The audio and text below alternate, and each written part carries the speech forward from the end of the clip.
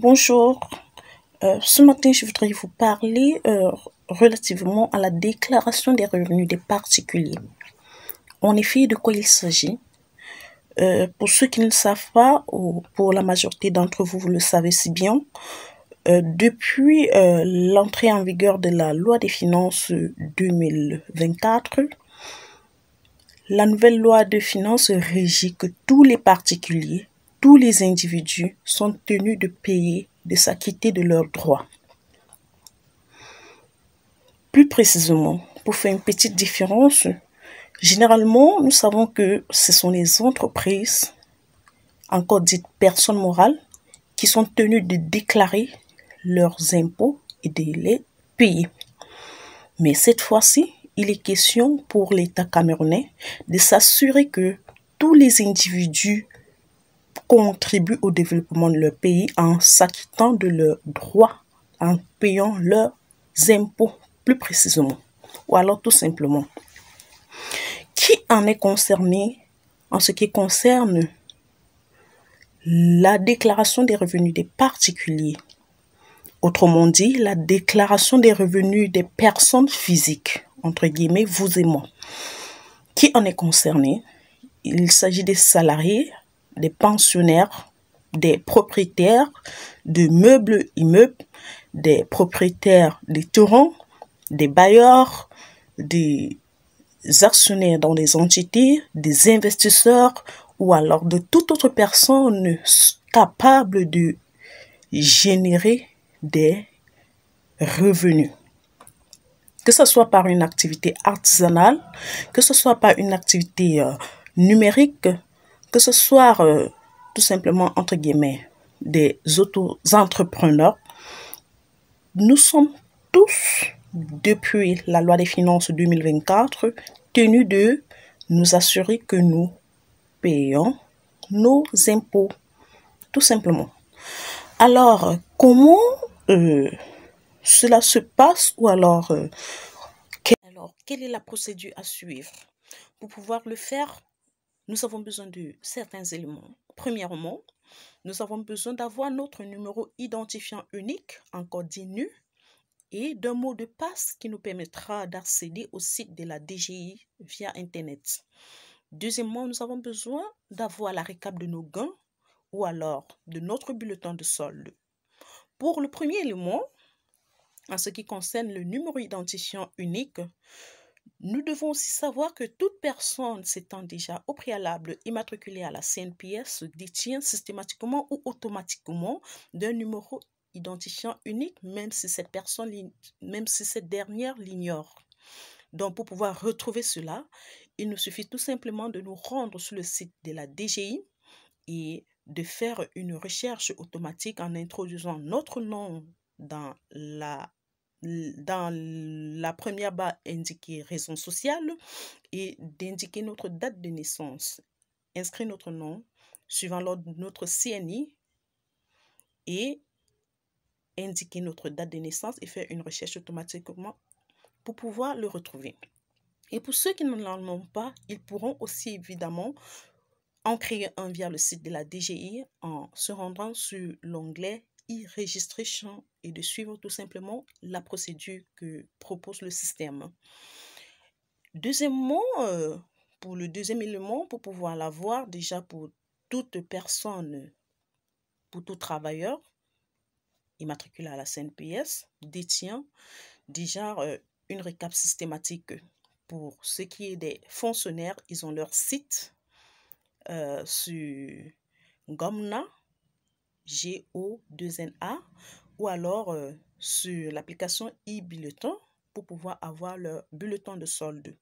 Maintenant, pour des autres personnes, les personnes qui travaillent dans le secteur privé, ils peuvent avoir la récap de leurs gains à partir de leur dernier bulletin. Étant donné que nous déclarons les revenus de l'année 2023, nous pouvons avoir la récap des gains sur le dernier bulletin, c'est-à-dire le bulletin du mois de décembre. Vous avez le montant annuel, nous avons le montant cotisable annuel en bas du bulletin.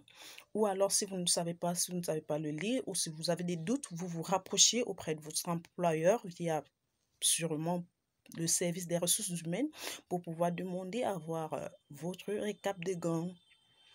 Maintenant, pour tous les autres qui sont dans les secteurs un peu flou, c'est vous qui connaissez exactement ce que vous gagnez.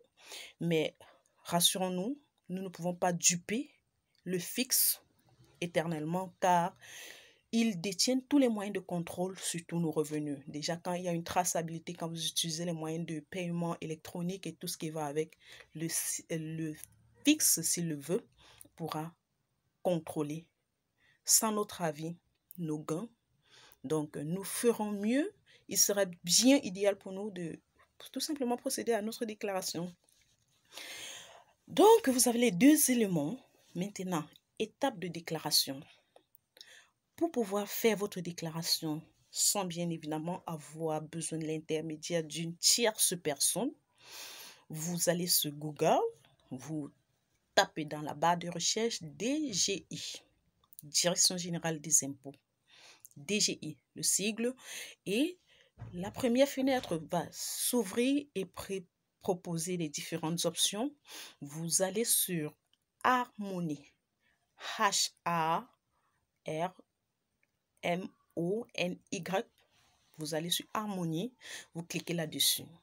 Dès que l'interface de déclaration va s'afficher, vous vous connectez en vous servant évidemment de votre numéro identifiant unique et de votre mot de passe. Notez bien, si c'est votre première fois de vous connecter sur ce site, votre mot de passe demanderait ou alors nécessiterait d'être réinitialisé. Et ça, c'est une étape cruciale car si vous le loupez, il vous faudrait avoir l'assistance d'un agent des impôts pour pouvoir vous aider bien sûr à le récupérer. Car le système jusqu'à présentement ne permet pas de le récupérer systématiquement et ça sera une perte en argent et en temps. Donc soyez très vigilant à cette étape-là. Quand vous introduisez votre NU, vous introduisez pour la première fois le mot de passe d'après la procédure pour le moment. Le mot de passe par défaut, c'est 4 0. 0, 0, 0, 0. Vous vous connectez et vous avez accès à votre interface. Et donc, il est question pour la prochaine étape de réinitialiser votre mot de passe. Donc, soyez bien prudent de suivre les étapes, les indications, vous renouvelez, vous créez un mot de passe qui nécessite une casse très, je vais dire, très formelle. Une lettre majuscule, quelques lettres, une barre d'arrobas, quelques chiffres. Bon, ça dépendra de vous. Si le système valide votre mot de passe, tant mieux, sans complication. Donc, quand vous avez réinitialisé votre mot de passe, vous vous reconnectez à nouveau à partir de votre identifiant unique et de votre mot de passe. Là, vous êtes sur le site de la télédéclaration. Et vous partez sur le menu « Déclaration des particuliers ». Vous cliquez là-dessus. Il faut avoir beaucoup de patience car le site peut parfois bugger. Avoir beaucoup de patience. Donc, vous cliquez sur déclaration des revenus. Vous patientez que ça télécharge l'interface de déclaration. Après que cela aurait téléchargé l'interface de télédéclaration, vous aurez toutes les catégories de revenus exigibles pour pouvoir faire votre déclaration. Généralement, à ce jour, nous sommes à 11 catégories de revenus qui pourront être détaillées selon chaque catégorie, en fonction de chaque individu. Chacun saura quoi déclarer, comment le faire en lisant minutieusement l'interface de déclaration. Donc, déjà, pour les particuliers, la majorité des Camerounais, les salariés, c'est très simple. Généralement, pour le moment, c'est la première rubrique. Vous partez là-bas, vous introduisez dans le salaire brut, le brut annuel, et vous introduisez pour ceux, c'est une bonne nouvelle aussi, pour des salariés conformes qui travaillent dans les entreprises normales, entre guillemets, au Cameroun. Généralement, vous devez savoir que vous avez déjà payé vos impôts à leur fait. Votre employeur a déjà effectué des retenues sur votre salaire qu'il déclare, qu'il cotise. Donc, et cela constituerait pour vous, cela constituerait pour vous à cette étape-là juste une étape de régularisation de la, en effet, de la procédure ou de la loi. Donc, vous introduisez sur la première, je voudrais dire, vous introduisez là votre salaire brut annuel, vous partez sur charge salariale, vous prenez charge salariale, c'est ça le cotisable, parce qu'il y a la partie patronale, là ça concerne vos patrons, vos employeurs. Maintenant, charge salariale, là ça concerne le salarié, ce qu'il paye en fait. Beaucoup ne savent pas, bon, c'est aussi ça. Donc, vous prenez la partie charge salariale qui constitue votre cotisation pour le fixe. Vous introduisez là et directement le système génère le net systématiquement. Et si à la fin, il y a une quelconque régularisation à faire, ça veut dire peut-être que vous n'avez pas été cotisé tous les mois, ce ne peut qu'être la seule explication, ou alors vous n'avez pas introduit les bonnes données. Si normalement vous êtes cotisé tous les mois, généralement c'est le 15 de chaque mois, nous effectuons, les entreprises autant pour moi, effectuent la déclaration de leurs impôts et bien évidemment, y compris la déclaration des salaires de leurs employés. Donc, systématiquement, si tout est bien fait là-bas, vous n'aurez plus besoin de débourser un franc.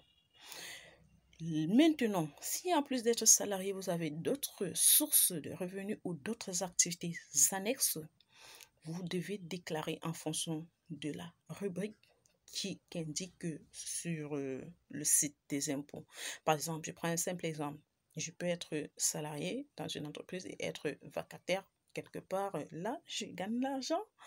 Et bon, comme la loi le demande, cet argent que nous gagnons, nous devons le déclarer. Si je gagne, en plus de mon salaire, 10 francs, je gagne, je vais dire 2 francs ailleurs, il faut bien que je déclare cela. Si je n'ai pas cotisé sur cet autre revenu-là, effectivement, je vais mettre 0 et le système va calculer ce que j'aurai à payer sur ce salaire que j'aurai gagné.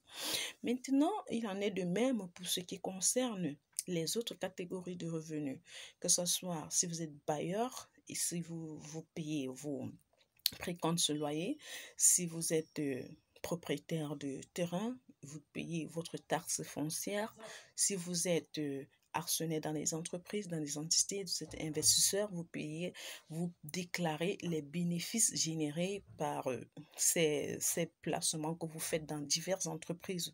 Donc, sur le site, vous avez différentes catégories et là où il nécessite l'application d'un taux quelconque, tout est précisé et le système est paramétré de telle sorte que dès que vous introduisez la base brute, le système calcule je veux dire l'impôt dû systématiquement. Maintenant, il faut aussi noter qu'il y a des rubriques qui sont juste de formalité. Par exemple, si vous êtes locataire, vous allez juste introduire les données de votre bailleur. Là, vous n'avez rien à payer parce qu'on suppose que le bailleur déclare tout.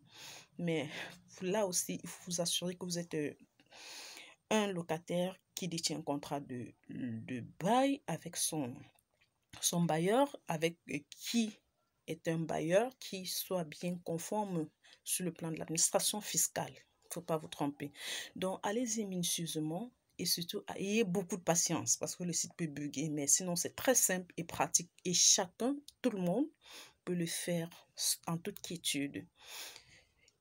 De même, sur le site des impôts, vous pouvez télécharger le guide qui vous permettra d'effectuer tout ce que je viens de dire dans la présente vidéo. Une fois que vous avez enregistré tous les revenus, vous partez à la dernière étape de certification. Vous mettez le jour, la date, le lieu. Vous attestez que vous avez bien pris connaissance des informations que vous venez de parcourir. Vous attestez que toutes ces informations, toutes vos télédéclarations sont bien conformes. Sinon, il y aura des amendes ou des pénalités qui s'en suivront. Pour le moment, les pénalités ne sont pas encore applicables, car depuis cette nouvelle loi, La date butoir pour le faire était au préalable le 30 juin 2024. Étant donné que l'administration fiscale est toujours très, je vais dire,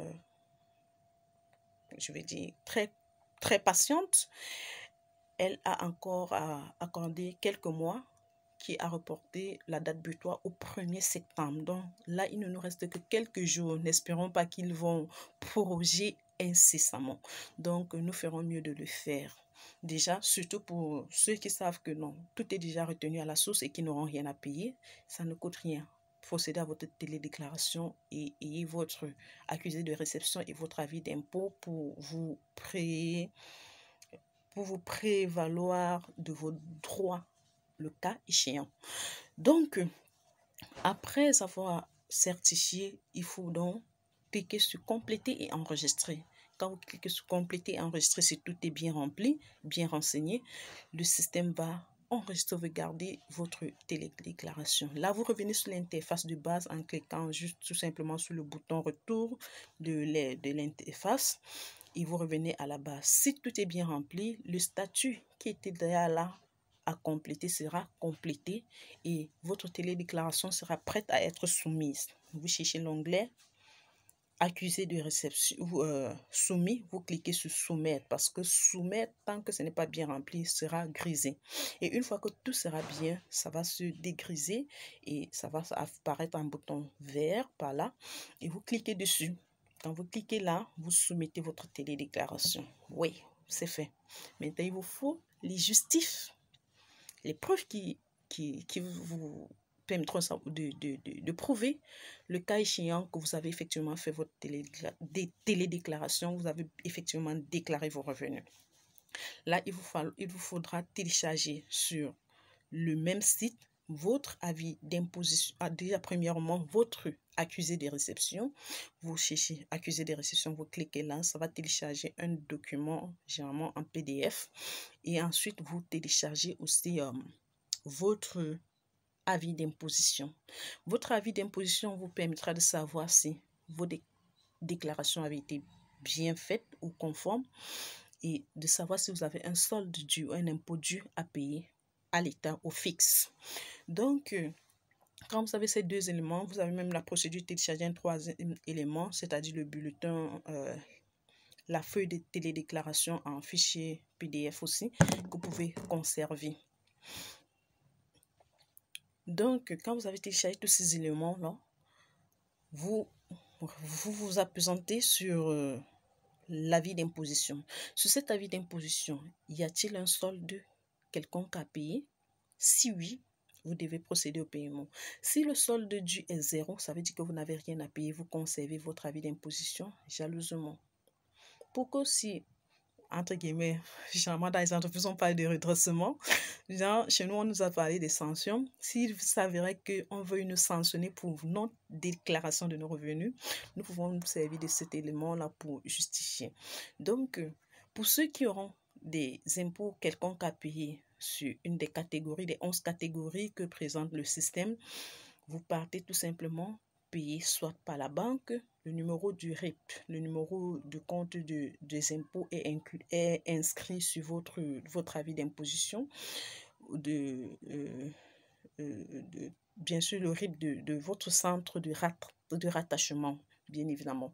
S'inscrit sur votre avis d'imposition, vous partez soit par la banque le pays, soit par Mobile Money, que ce soit Orange ou MTN, vous avez la possibilité aussi de payer par là en suivant tout simplement la procédure telle que vous effectuez vos autres opérations. Ou alors de vous rendre au centre des impôts de votre centre de rattachement et de payer à la caisse. Donc, si vous utilisez les moyens électroniques, que ce soit mobile ou bien virement bancaire, vous devez avoir votre reçu. Quand vous avez votre reçu, vous rentrez dans votre centre des impôts pour pouvoir avoir votre quittance de paiement. Donc, et si vous le faites directement à la caisse, vous pouvez avoir votre quittance de paiement sur place avant de vous séparer. Donc, grosso modo, en quelques minutes, je pense que c'est tout ce que vous devrez, tout ce que nous devons savoir, comment est-ce que nous devons procéder pour pouvoir effectuer notre télédéclaration des revenus et être un citoyen qui marche la tête haute. La phase des sanctions, je ne veux pas les citer, que chacun aille chercher les sanctions qui s'en suivront après les délais. Parce que, comme nous le savons si bien, nul n'est censé ignorer la loi. Et vous savez, la loi, elle n'est pas rétroactive. C'est-à-dire, quand elle dispose de ces lois, c'est pour que nous puissions nous en conformer. Donc après, quand les pénalités, les sanctions, que chacun d'entre vous sera libre d'aller chercher et les trouver, s'en suivront. Ne dites pas que je ne vous ai pas avisé. Bon, j'ai fait ma part. À vous de faire pour vous. Très bon dimanche et surtout, prenez bien soin de vous. Bye.